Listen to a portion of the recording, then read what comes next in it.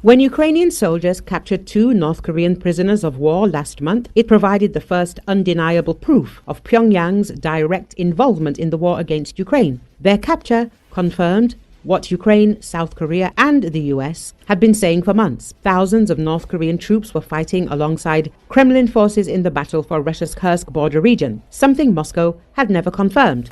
Capturing a North Korean prisoner had long been an objective for the Ukrainian special forces, even as the North Koreans seemed willing to kill themselves or a wounded comrade to elude capture.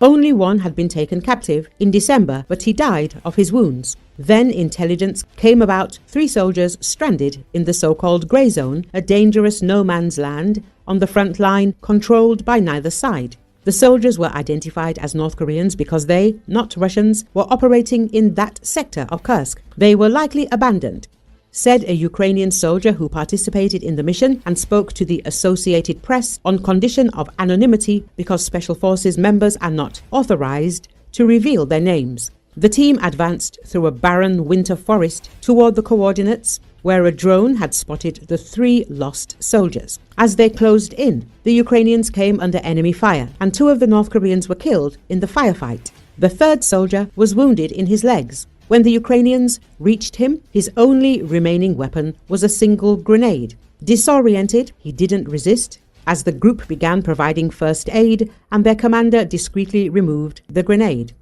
The North Korean, unaware of this, continued searching his pockets for it afterward. The Ukrainian soldier said he tried to communicate with the captured man. "I looked at him and honestly, I felt sorry for him." He said he asked for water and we gave him some. Then he asked for a cigarette and we gave him one. He called us brothers. The team bandaged the North Korean soldier's legs and were carrying him toward Ukrainian-controlled territory when they were detected by a Russian reconnaissance drone, prompting a barrage of enemy fire.